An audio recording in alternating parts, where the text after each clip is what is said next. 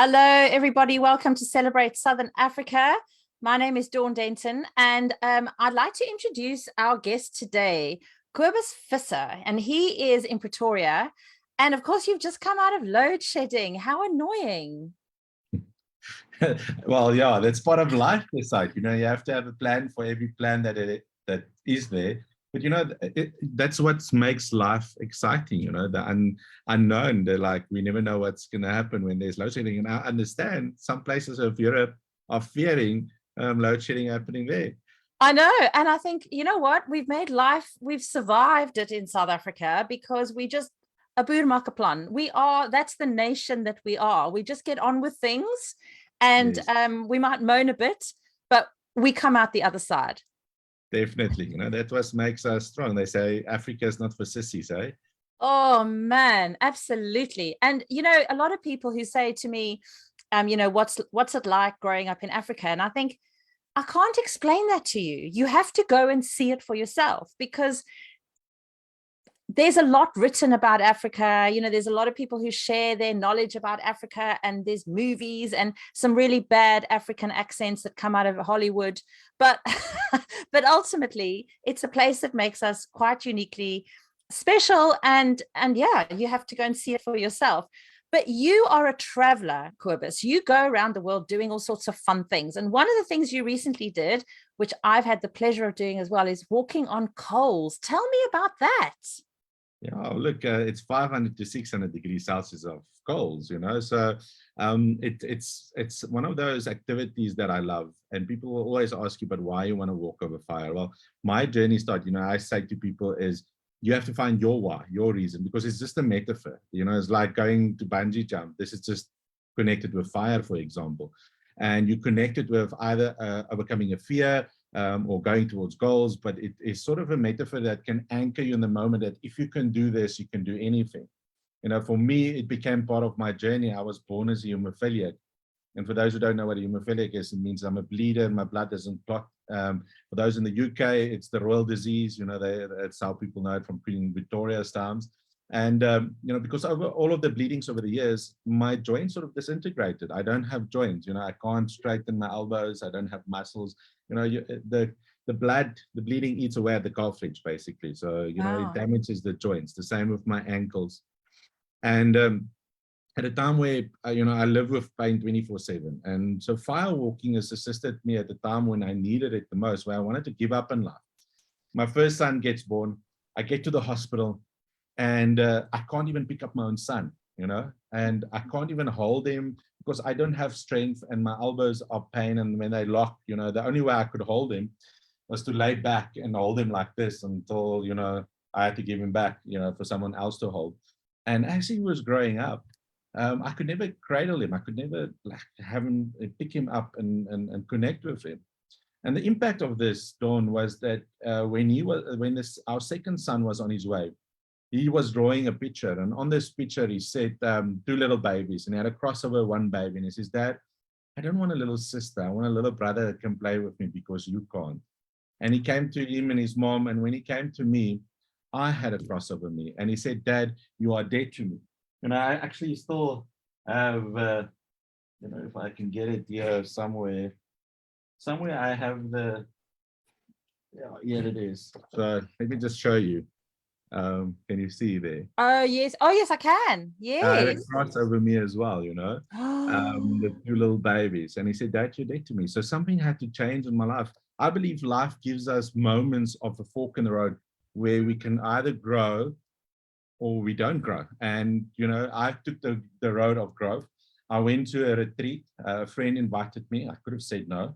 Went to a retreat with a guy named Hannes Dreyer, and he had a firewalk. At that time I was scared. I was like, there's no way I'm going to walk. And that night I walked over that fire, because the retreat was all about personal breakthrough, mindset, financial abundance, health, etc. And I walked over that fire and something just clicked. Like, it was the best moment of my life. That how can you walk over 500 to 600 degrees Celsius of fire and not get burned? Mentally, mindset, physics, everything says you should get burned. Aluminium melts at 250. You get third degree burns at 150. So something didn't make sense. And that put me on the journey that I need to know more about this. Why is this metaphor so powerful? And that's why I love firewalking. Oh, it's fantastic. Now, you call yourself a mental strength coach. So you've shown through the struggles that you've come that you have mental strength, that you had to dig quite deep to get it. And actually, your trigger was your family, you know, your son. Yes. And people that are close to us often have this power that when they say something that really hits us in the heart, you go, oh, you know. But I kind of wonder, what is mental strength? Like, if someone had mental strength, what would that look like? Yeah, mental strength is about doing the consistent, is about creating the right habits. So for me, mental strength comes towards this old quote by Gandhi. I don't know if you know Gandhi, Mahatma Gandhi. He's a guy that changed the destiny of a country. Now, he has this quote that says, to create your destiny, everything starts with a belief. So mental strength for me is, what is your beliefs about yourself, about life, about people around you, about the economy? What beliefs do you have? Do you have limiting beliefs? Do you have beliefs that empower? Okay, so the next one is, what is your thought process? Because the thing is, we need to become consciously aware what we're thinking of on a daily basis. We need to, the one thing we don't realize is we are in charge of the first thought when we wake up in the morning. So whatever, because there's no thoughts. The moment you wake up, you have the power to choose what thoughts to put in. And so by taking that control and taking control of your thoughts, the next part of it that needs to lead to mental strength is your words. Life and death is in the power of the tongue, and those who love to use it will bear the fruit of it. So the next step is to become consciously aware of what is the words that I'm speaking towards other people, about myself, and on a daily basis. Think about people that you surround yourself with. You just know, when I go to John or Jane, you know what they're going to talk about. They're either going to complain about the economy, or they're going to gossip about this one. It's constantly the same thing. And our minds are so amazing. No matter if I talk about you badly, Dawn, guess what? My brain is not going to think I'm talking about Dawn. It's going to like, oh, I'm hearing it. So I have a saying that whatever you hear, you start visualize, you start, it's about seeing. So seeing, hearing. And the thing is, you start feeling it. And the moment you feel it, it becomes your reality. And so that's why our mind doesn't know if it's about Dawn. It takes it personally. And then our words is important, what we speak. And then here's the nice thing after that. We need to start out. We need to create actions. The reason for that is because if we act on positive plans and programs, guess what? We need to create habits and rituals. Mental strength comes from the habits and the rituals we have created in our life that we live by. So if you are not in a strong place, you need to look at what is the habits and rituals you have in your life. That's why most people believe in journaling, or meditation, or going to the gym. I had this one client, he loved journaling, so he changed and he journals every day. But then I have another client, he doesn't love journaling. But the thing is, what he loves again is meditation, and he created this habit every morning when he wakes up, he meditates. He made it a habit, and suddenly his life changed. Exercise, etc. I think the difficulty actually, and a lot of people will go, yeah, but you know what? I've got a hectic day, and then I go to bed late because I'm running around like crazy.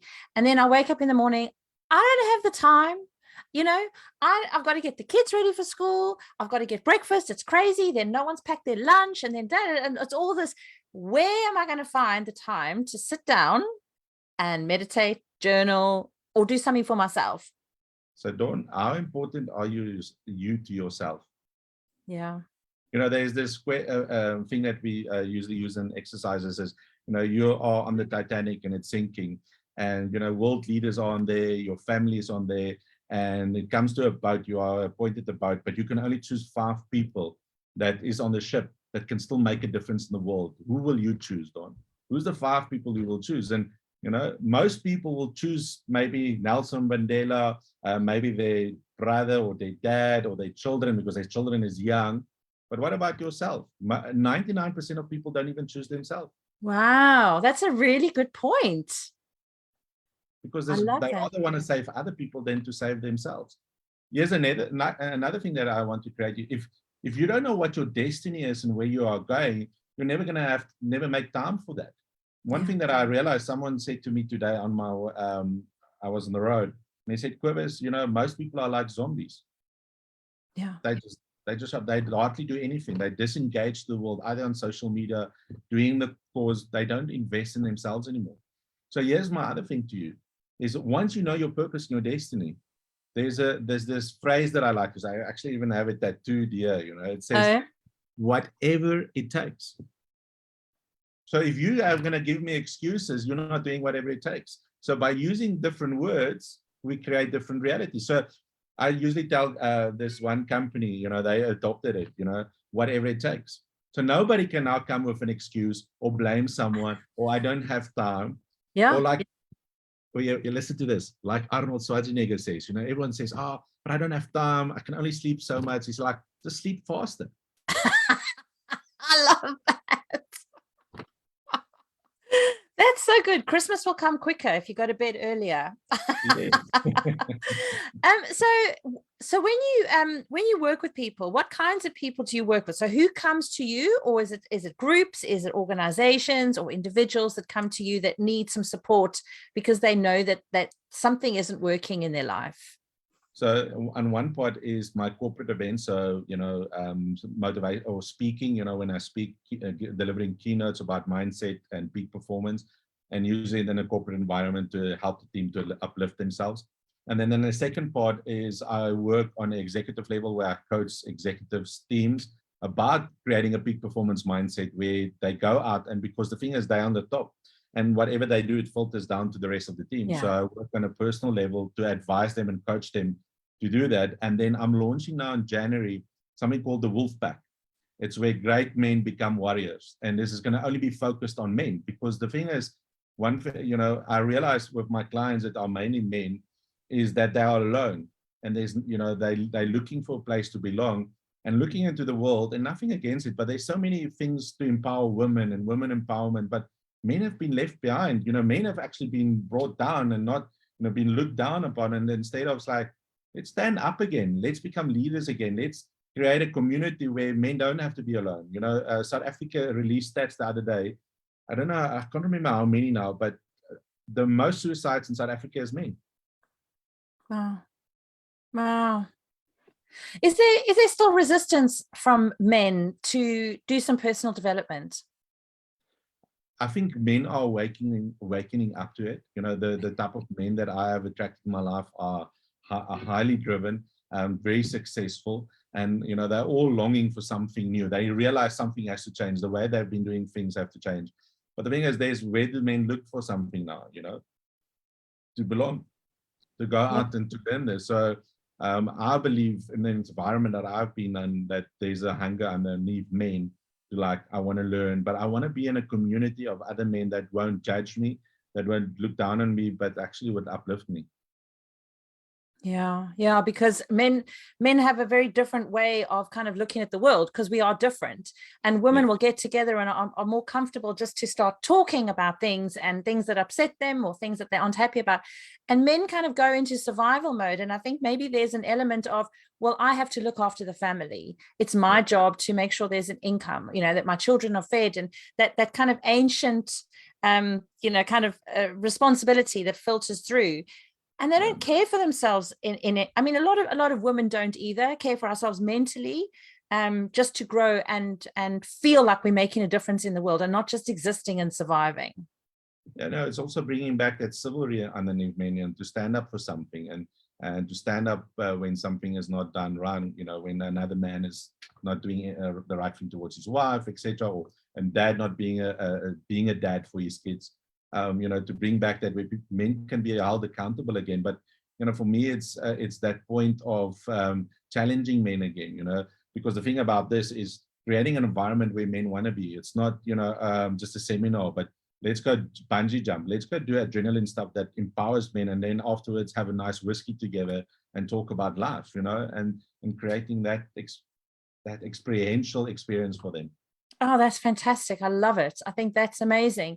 Now, did you always find yourself drawn to kind of personal development, or was that from the firewalk, the retreat that you did? What was your background before you got involved with mental strength coaching? Yeah, my background is I studied marketing. I have a bachelor's degree in marketing. our family has furniture stores in a province called Limpopo in South Africa. And so I went to join the family business and worked there. We grew it from 6 stores to 37 stores in Limpopo. It's a big independent family business in South Africa. And so that was my dream. That was my goals, trying to build something massive as a family. And yeah, so I come out of the retail furniture. I've never worked with someone. I learned everything about business, either from my dad or business partners. And so that's what I did. And I think my health and everything that happened in the born of my first child pushed me towards self-development, because before that, I hardly did it. That sort of was the catalyst in my life. And then I started looking for, I went to train firewalking in Texas. As I was there, I started connecting with like-minded people. I started following Tony Robbins. And then I found like, oh, he does something called, that he learned from was NLP. I'm like, okay, let me go learn NLP. And so my journey started, and I counted the other day. It's like scary. How about almost 2 million I've spent on self-development over the last 10 years. And it's addictive, because it's like I've created that hunger of like, I need to know more, I need to learn more, I have to upskill myself.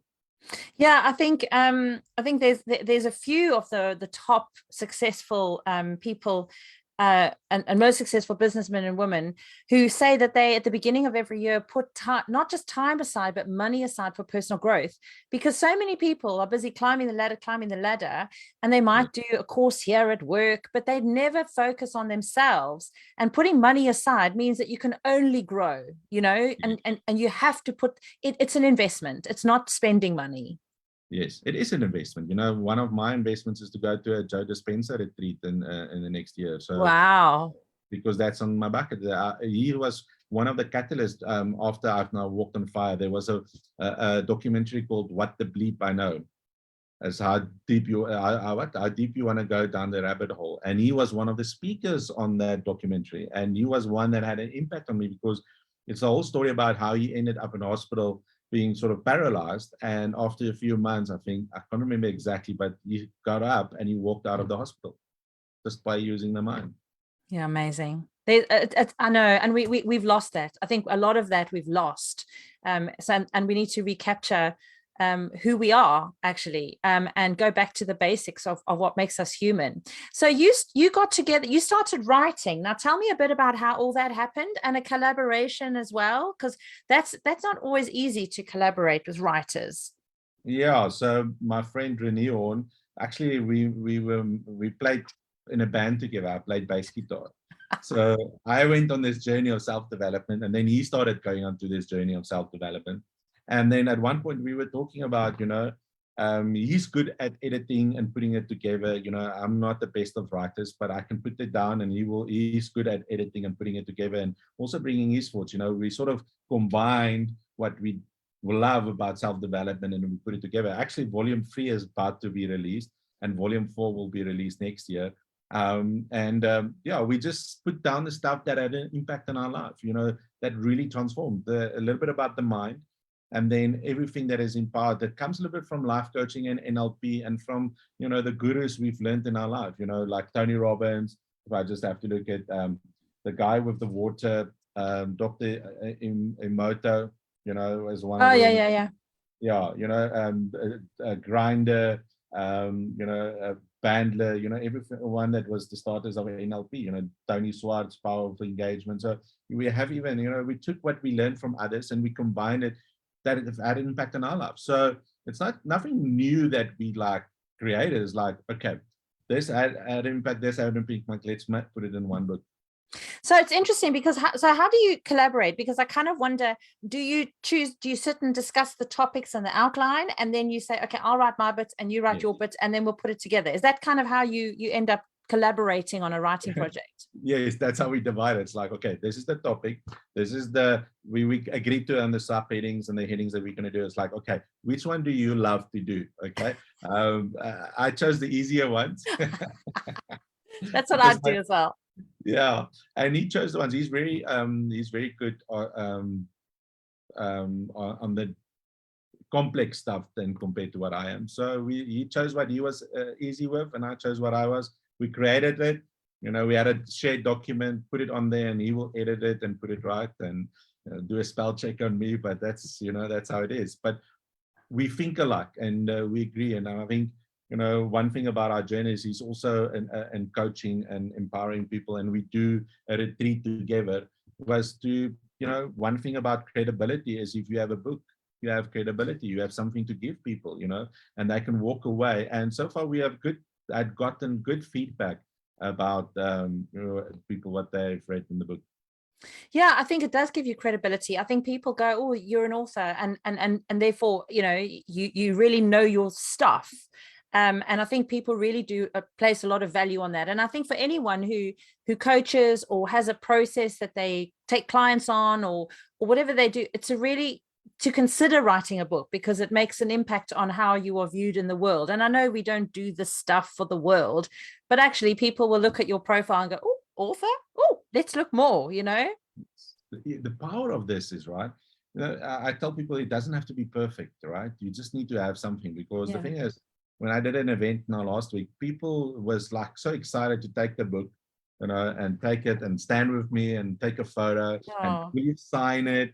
But here's the other thing that is powerful, that excites people. So when you're on stage and you present and you talk, you will just open your book and you say, we're talking about, while we're talking about is, the power of the mind and the mind in action. So, if you look at my book, you'll find everything on page 53 about the mind in action, what helps to clarify it, and, the 3 steps of how the mind works, So, but we don't have time to go into it, but it is in my book if you ever want to interested to go back. So then you go on and restore it. And that FOMO of people like, damn, you just got me excited and you didn't finish it.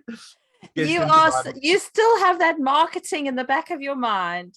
Of course, yes. That's fantastic. I love it. I think that's brilliant. But I also think a book is you're able to reach more people with a book, because you can only physically connect with so many people in a day, in a lifetime. But books have the potential to reach people that are completely, that will never have anything to do with you physically and able to be in the same space as you. So you can change a lot of lives with a book.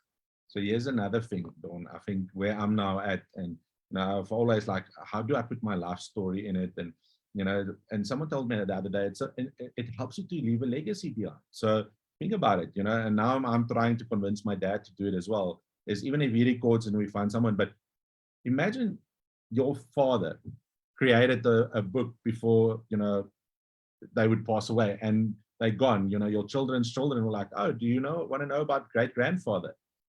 Even it doesn't have to be big. There's some life lessons he's left behind of stuff that he's learned that maybe you shouldn't go through the same thing. It's something that can be passed around and people won't be forgotten, because when people pass away 2-3 years down the line, nobody talks about them. And the power of this is, my great-grandfather was president of South Africa.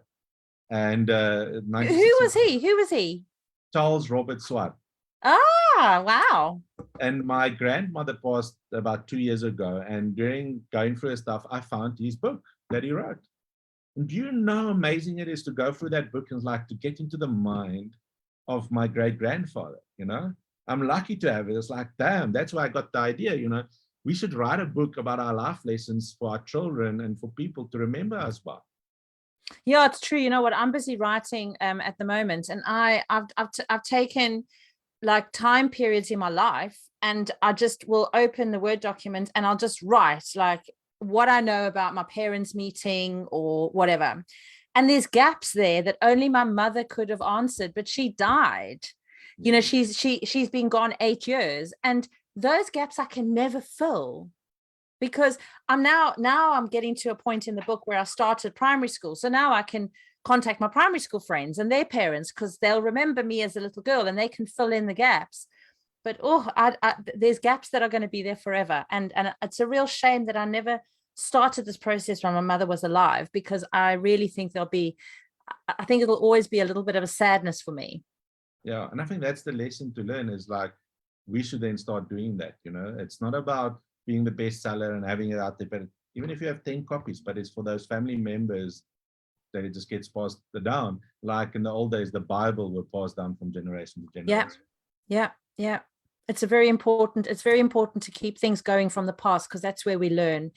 Yes. So tell me about what you're working on at the moment, and about your book that you're releasing in the new year and the one that's just been published. Yeah, so what I'm working now on first on the business side is to launch the Wolfpack for men, to empower men and create this community for men. So that is where one of my focus is going on.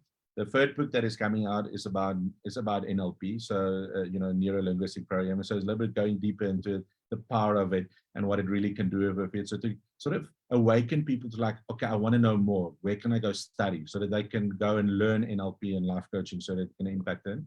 And then volume 4 is about me, my life story, to bring everything together, because I ended up being in a wheelchair in 2014, and for 3 years I couldn't walk. I was sprawling where I wanted to be, using crutches, and then using all of those things that I've learned. The doctor said, Cobus, you need to get both your ankles fused. You have to get your elbows replaced. That is your reality. And then I said, before I go for that, let me see if I can apply everything that I've learned and I've written down, etc., if that will make a difference. And I started applying it. And then 3 years later, almost 4 years later, in 2018, I went to climb Kilimanjaro. And I actually did it with my crutches at that time. But now I've gotten so much better that, the small habits and rituals I've created, like meditation, journaling, exercising, walking in the mornings, etc., it's just made me stronger and stronger every day. And this is why I believe and that's the last chapter, basically, is my life story of how I've applied this and the impact it has had in my life. Wow, that's going to be, how far are you with that? Is it done and just going to editing, or are you still working on it? It's still working on it. Yeah. Okay. So I have the outlines and putting my thoughts on it. I think that when you write about your life story and about you, as you start, then you go away and they're like, oh, all of this, why haven't I thought about this? And then you have to come back. So my coach said to me, Cobus, is like, it doesn't have to be perfect. There can always be a version 2 and a version 3, but you have to get to a point where you're like, okay, this is what it is. You can always add on later, but if you're not gonna, you're never gonna be finished in a sense. Yeah. So, but you can always add on. So he's challenging me on that. Brilliant. We all need a bit of challenging. Yes. So how can people get hold of you and find out what you're doing next? And if they want to be in touch, tell us a bit about that. Yeah, I think the easiest is the website www.cobusvisser. So it's COBUSVISSER.com. I'm mainly on LinkedIn, Facebook. I am as my page, Cobus Visser Mental Strength Coach. So just reach out to me and connect with me. And your books are on Amazon, so we can get hold of those. Amazon, yes. And I think that's it. Yeah. So, and it's I've created the audiobook out of it as well now. So I need to add that as well. That's going to be fantastic. Fantastic. And another thing, as maybe that's something good for your listeners to have, those who are writing books, is I'm now creating videos. So audiobook and then videos on each chapter for me to explaining more and to add to it. So it becomes sort of a video course with the book. So it's not the book. So in case someone doesn't love reading, they can at least watch the videos or they can listen to it. Oh, that's fantastic. So you're reaching even more people. That's the idea. Changing the world. 20 million. I want to reach 20 million people in the next 5 years. 20 million. Are you keeping track? Yeah. And then after that, I want to reach at least 4 billion people. So wow, that's only half the planet. That's only half the planet. Why don't you just go for the full 7-8 billion by then? Well, if it's possible, definitely. Well, maybe I should, but I thought, because I thought, half of the world is English, can understand English, so then I don't have to worry about the other languages. Yeah, but you can also get your stuff translated so other people can also access it. True. You see, there we go. Cobus, if you want to leave, just leave us with something to think about and something to take away from our conversation today, that people can kind of mull over in their head and just think about. What would that little message be to them? That go out in your life, gather as many firewood as possible, so that the day when you are old and you're sitting in an old age home or wherever you're sitting, you've gathered enough firewood to put on the fire to keep your soul warm. It's about living without regret, but also remember to invest in yourself and to do whatever it takes to be and become your full potential, and just live life, because today is the only day that we have. So let's enjoy it. Oh, that is so good. I'm going to have to listen back and then just write that all down so that I can. Thank you so much for joining us, Cobus. It's been an absolute thrill to talk to you. And I'll put all your details in the show notes. And so people can access all the links and find all the books and hear what you're up to and follow what you're up to and your Facebook page. But yeah, thank you again for just surviving the load shedding. Yeah, thank you for that. We all need that. And we'll chat soon, no doubt. Thank you so much.